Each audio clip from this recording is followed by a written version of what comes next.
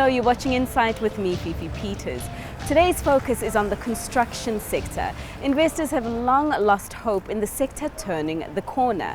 The boom times ahead of the 2010 World Cup are long gone. Today, big companies are bleeding profits, blaming the economy. Small companies are closing shop and shedding thousands of jobs. But is it all doom and gloom for South Africa's construction sector? And are some companies masking bad management by blaming the economy? Let's find out. In the industrial area called Wynberg lie the headquarters of WBHO. Founded in the 1970s, it's one of the youngest construction companies on the Johannesburg Stock Exchange. It is also one of the only construction companies that are still growing and making profit. This is the man at the helm. His name is Mike Wiley, and he's been with the business for 43 years, almost the same time as WBHO has existed. Yeah, when I was at school, I didn't know what to do, and I was quite good at maths, and my dad said I should try engineering, so I did civil engineering at UCT, and then I had a bursary, and when I was able to pay that bursary off, I joined Wilson Homes in those days. That was 1975, and I also did a BCom part-time, which I found really has been of great use to me. And so I joined Wilson Homes, that then became Wilson Bailey Homes, and then Wilson Bailey Homes Ofcon, and now everybody just knows it as WBHO. And it's been now 43 years. And I'm just really in the twilight of my career. I'm chairman. I'm sort of halfway between executive and non-executive, and I will be retiring pretty soon. On the other side of town, in Pretoria, South Africa's capital, lie the headquarters of Robex, another profit-making construction company. Like WBHO, Robex is also run by a man who started at the bottom and climbed his way to the top. His name is Rudolf Fourie. I started as working for a company called Petrocol as a technical representative for about 30 odd years ago. And then one of my clients was Robex Construction, which we sold bitumen to. And the owner approached me, Koos Robenhammer, and he asked me to join Robex. That was 22 years ago. I joined Robex, and we started a company called Roadmax Surfacing. And today that's one of the leading road surfacing companies in the country and bitumen providers. And we started that and then 10 years ago Robex listed on the main board of the JSE, 11 years ago actually. And I became CEO 8 years ago when our founder, Koos Robenhammer, retired at that stage, and he became the chairman of the board. In a developing economy like South Africa, the construction sector should be at the forefront of growing the economy and creating jobs. But this isn't the case. In my whole career of over 30 years in the construction sector, this is probably the most toughest environment I've seen it. It's quite a difficult environment. A lot of the big name construction companies is busy falling by the wayside for various reasons. And it's tough out there. Never before have we seen anything like this, where the market capitalization today is half of what it was in 2000. So, the industry, it's a very sad state of affairs, because, in a growing economy, the biggest employer is usually the construction industry. And today and last year, jobs are being lost all the time, hundreds of thousands of jobs. The industry is blaming the economy for its troubles.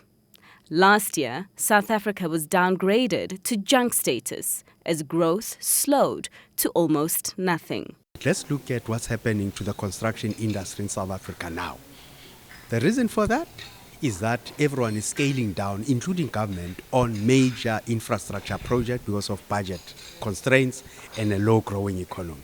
Once we use those we lose them. To build them up is going to be difficult. And you need this expertise and capacity to invest in infrastructure delivery? I think many of the companies at the moment have been very surprised with the further deterioration in Q4 and Q1 on infrastructure spending. So if we look at our trends broadly, last year the trend in the overall index for construction was down about 10%, right? If we look at Q1 17 to Q1 18, it was astounding to us to see that Q1 18 activity levels dropped another 10%, right? And we don't know exactly what the reason is, but it looks like government spending by SOEs, by provinces and by municipalities has taken another step down. There is a lack of work in the industry. This is leading to the companies undercutting themselves and cutting their own throats, so they are all working at losses. The second part that we attributed to is specifically talking about payments. Now, payments on either government or on the private sector, and these payments specifically is what is required for the construction industry, both on the main contractors as well as the subcontractors, in order for their businesses to stay afloat. When you say payments, you say they're coming in late? We are definitely saying it's coming in late. We are saying when we are speaking about government payments that they are not adhering to their own requirements of 30-day payments, which has been highlighted by our President in his State of the Nation address as well earlier in the year. I mean, on average, how long are they taking to pay? If we're talking government-wise, or public sector-wise, we're talking about easily between 60 to 90 days. Some of our contractors have been owed more than 180 days. When these companies like Eskom and SAA and Transnet have got so much debt, it's difficult for them to carry on with their infrastructure programs. And that's what's hurting. SANRAL is our biggest single concern today. SANRAL previously has been one of the best run state departments as always. They ran quite a tight ship and we were very dependable on SANRAL on their work. They had quite a consistent budget, so they brought quite a consistent amount of work out. Currently, for the last year, they have not brought out very few jobs, which affected us quite dramatically, the fact that SANRAL is not spending any money. In the last 10 years, the market value of the sector listed on the JSE has halved as companies have closed shop. The bricks that built Avinge into South Africa's biggest construction company 10 years ago have broken down. Today, Avinge and Group 5 are a fraction of their former glory. Marian Roberts has exited the construction business entirely to focus on mining, oil and gas, while Basil Reid is broke and in business rescue. It's the classic David and Goliath story, and the newest kids on the block now run the show. The downturn of the economy over the past decade has seen many companies search for growth elsewhere. Australia was a popular destination for construction companies, as was the rest of Africa. In 2000, myself and Eric Meyerowitz, one of our directors, went across to Australia because we just thought that we really should maybe have a hard currency. You know, the political uncertainty was still around. And we bought 40% of a company called ProBuild. And that company, and we took all our systems through there because even though we were still small, we never had debt. We were always very well respected by the banks. We could get guarantees. So we had a good thing going. Even though we were small, we were very conservative. And we took those same systems across to Australia, put them into ProBuild. And today, ProBuild is one of the biggest builders in Australia. At this stage, we're looking at ways and means of surviving this time. We're looking at alternative income from, in our case, in Australia and a small bit. And then definitely from Africa, we're looking at work in Kenya, Uganda, Namibia, Botswana, and those companies to try and survive the period which we are in at the moment. But things weren't always bleak for South Africa's construction sector. There was a time when there was more work than the industry could handle. It was a great industry, it really was. There was so much of the infrastructure of South Africa, of what we maybe take for granted today, was getting built in those days. If you think of all the freeways around Johannesburg, around Cape Town, and you think of all the airports, the power stations, they were building, we were building, well, not us, but we were involved building power stations. There's probably about 15 power stations on the East Rand at amazingly low prices, producing electricity for really low prices, until in 1990 there was actually a surplus of electricity. So all the big industrial plants like Secunda, that was being built during those days. I remember Basil Reed were a big player in that, and LTA and Grenica, and then the big plants such as the aluminium smelters, etc., etc. So, there was huge infrastructure being built. And I must say, as a young civil engineer and with a small company, I was watching these big boys and sort of thinking, well, maybe we could do that one day. If we go back to mid-2000s, right, I often mention to people all cylinders in the engine were pumping for the construction sector, right? So if we look at the drivers of earnings of construction companies, in the middle of the 2000s we had a very strong commodity cycle, which was driven by the substantial growth and accelerating growth, in fact, in China. That was one, and that was then beneficial for the resources companies investing and expanding their operations in Southern Africa. We also had government at that point in time with relatively low debt to GDP levels.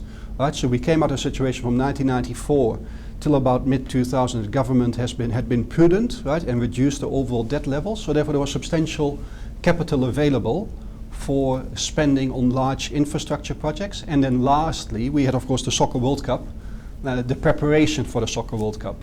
While the rest of the world was reeling from the global financial crisis, South Africa's construction sector rode it out.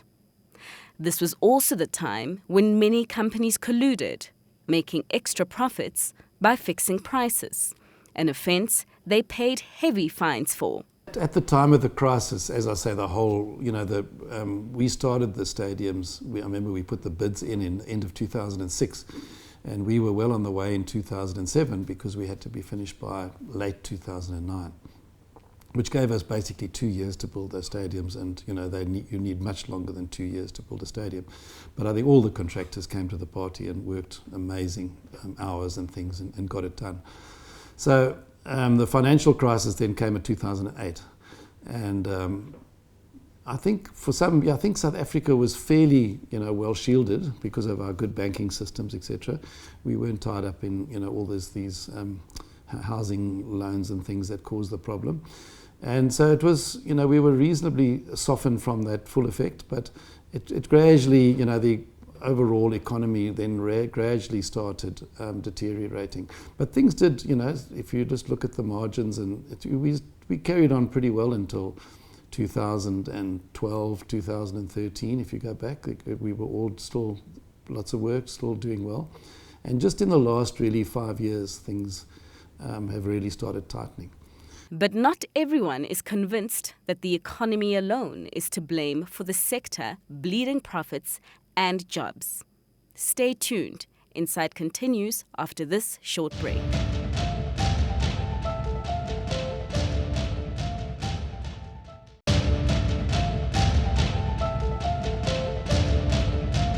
In the plush suburb of Waterfall, in Johannesburg, lie the headquarters of Group 5. At 140 years, it's one of the oldest construction companies on the continent. While the bricks and mortar of this office block seem firmly in place, a closer look inside and the cracks start to show. Last year, Group 5 lost a lot of money. The trigger for its financial distress was this project, called Capone. The joy management felt in 2014 when it won the tender to build the 350 megawatt gas and oil power plant in Ghana is no more. Months of delay in finishing the plant is costing Group 5 dearly. a total of 650 million rand. Group 5 blames challenging conditions, logistical hurdles, changing laws and bad weather for it missing its deadline. In desperate need for money, it turned to the banks for help. A consortium of local banks lent it 650 million rand in March this year, enough to cover its penalty. But the loan didn't come cheap. Group 5 put its investment and concessions business, as well as its manufacturing cluster, as collateral. An analyst who could not be named said the market was nervous about Group 5's short-term cash crunch. The Capone project is a growing liability, and there are fears it could grow bigger than their main asset, the toll road concession business. The concessions business is where Group 5 earns income from running road tolls in Europe, similar to the way e-tolls here in South Africa work. Except there, motorists pay for their e-tolls, and the business is profitable. Another analyst who also had to stay anonymous because of company rules said the industry was using the economy as a scapegoat. The industry is masking poor management by trying to blame the environment. There's been poor executive decisions, poor risk management, and a lack of understanding of construction. In a historic boardroom shake-up last year, shareholders voted to remove the entire Group 5 board. Alan Gray said it lost confidence in management's ability to lead after several resignations of top executives, including CEO Eric Verma. Investors remain cautious on the ability of the new management to restructure the company. Companies have taken on more risks in contracts where they, on hindsight, probably shouldn't have taken that risk. Yeah? The margins possible on those contracts were under pressure because of the reduction in activity. And then in addition to that, we've seen the cash impact of fines and fees and conditions that construction companies need to adhere to, that could also increase the complexity and therefore the cost of execution. We're seeing more and more that the clients passing the risk on to the contractors because the market allows it to do that. So it's very high risk, it's a lot of high risk and a very low margin business. If you talk to a banker and you talk and you tell them what margins we're working for and what risk we're taking, they say we're insane. We shouldn't be. But I mean, that's a reality of construction. If you look back at the construction companies that now are not doing well, and even ourselves, you'll find that our results are always negatively affected by the odd bad contract. And and the thing is that when you're at a low margin, for instance, if your bad contract is causing a loss, say, of 20%, and you are tendering on a contract margin of, say, 5%, that means you've got to do 4 contracts before you cover the loss on that one contract that's losing 20%. And it's easy to lose 20% on a contract if you've misread the tender, or you haven't performed well enough, or you get caught by ground conditions or weather or whatever it is. And so that's why the odd bad contract that one has. So we, in WBH, I think we've most probably managed that a bit better than others because we have huge continuity of management, and that is the key. Consistency of management is not common in South Africa's construction industry. Group 5 has had 3 CEOs in the past 10 years. So has Avinch. The man at the fort of Basil Reed, which is broke, is Katuchero Mapasa. K2, as he is known, took over from Neville Nicolau last year, who resigned after 3 years due to personal reasons. From a construction company, and especially now, you have to be lean and mean. And a lot of those big companies have lost the ability to be lean and mean. I mean, they're looking at massive overheads, massive structures.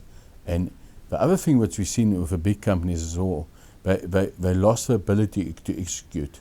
They become so heavy and so structured that they couldn't execute anymore. And today, you need a decision making very quickly, which I believe You know, we got and I need to explain that, in Robex we got 23 companies in the group, which is all construction related type of companies. But we got 23 MDs running those companies on a daily basis, making decision making. So we got a decentralized structure compared to the other companies that got a centralized structure, and everything gets decided at head office or the risk committee. Here we also got risk committees, but we handle it at company level, so the decision making and execution is much quicker and much more effective. Group 5 has alerted shareholders it may issue new shares on the market to raise cash to pay off its debt. This is what Avenge did. It raised almost 500 million rands from a rights issue in July to pay down debt. A successful rights issue was also a condition given by Murray and Roberts, who is trying to buy Avenge out. Turns out the rights issue was not as successful as previously thought, because the shareholders that scooped most of the shares was Aton, the German investment firm trying to gain control of Murray and Roberts. Aton has stated that it is opposed to Murray's plan to buy Avenge. With a 24% stake, it may have the muscle to block the deal when shareholders vote this month. If it does, investors fear Avenge may not be able to survive. I think the landscape in the construction industry in 3 years will change dramatically. And what do I see? I see a lot of nutrition taking place, a lot of big players. You know, we've seen Avenge and Murray Roberts now talking about consolidation. I see a lot of that happening. I see a lot of the smaller players unfortunately falling by the wayside that can't, because you need a balance sheet, and that's also one difference we got. We've protected our balance sheet quite well. It's enabled us to go through the tough times, and because if you have to borrow money now in construction, you're dead. Basil Reed knows this all too well. It volunteered to enter business rescue in June this year, after it said banks were no longer willing to lend it money.